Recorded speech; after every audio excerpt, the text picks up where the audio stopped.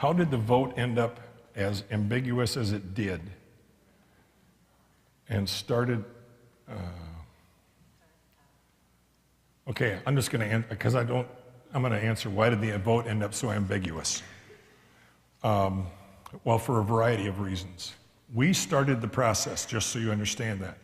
The South Dakota Synod was the synod that asked the Churchwide Assembly back in 2001 to have a sexuality study and a sexuality statement.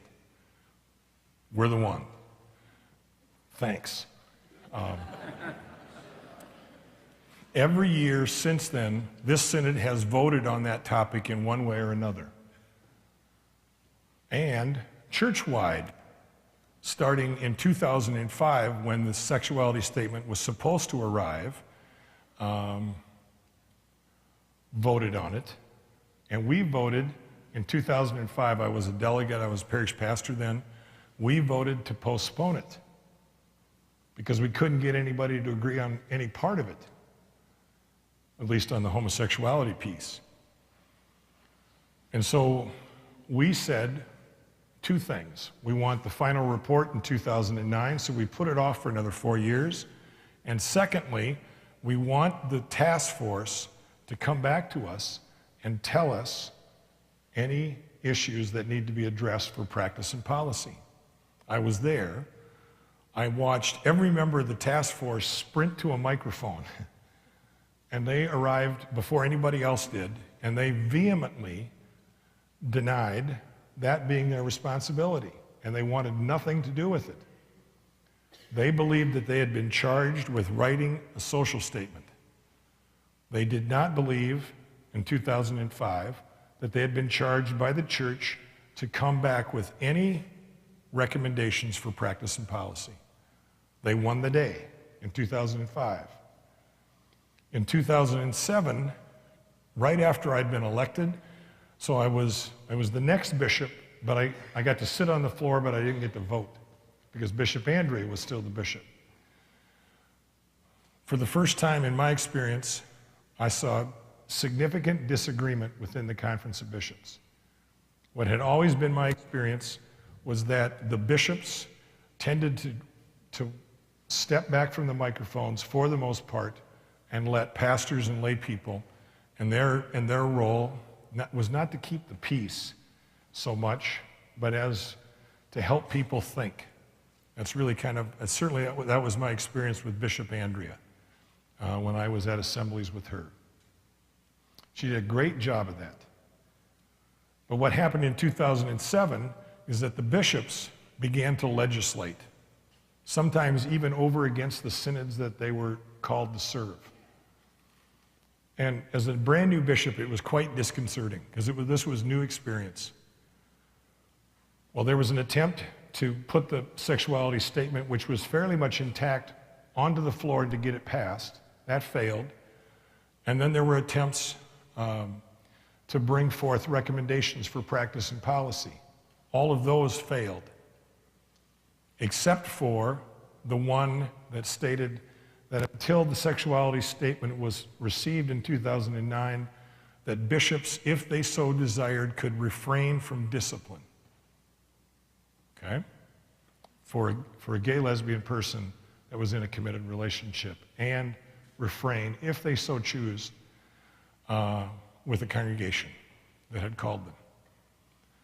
But then there was a move at the very end of the day to force the writing team to bring back recommendations for practice and policy. And they were slower. They had aged 2 years, and they did not get to the microphones fast enough. And I was there watching. I mean, I'm not being funny right now. And there were a number of speakers that said, well, you know, we just can't decide. Somebody's got to decide. Let's make them do it.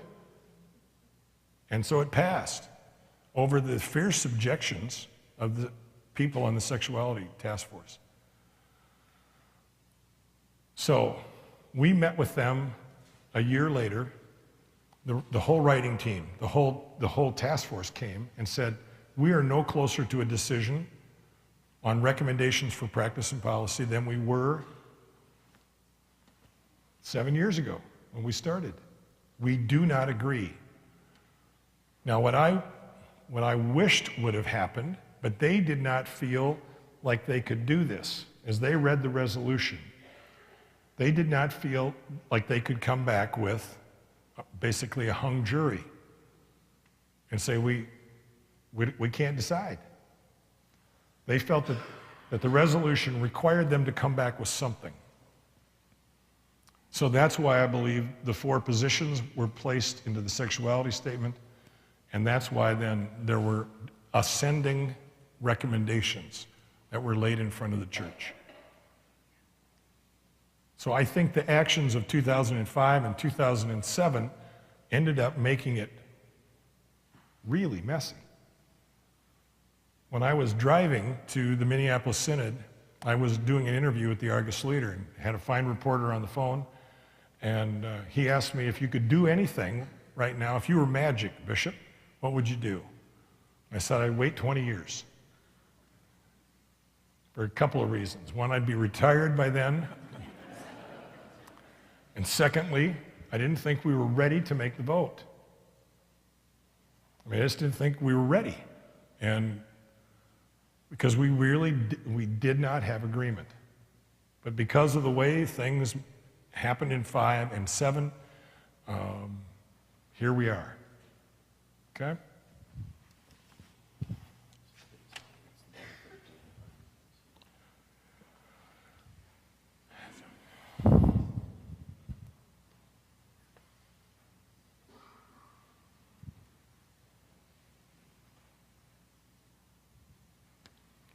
Not a bad question.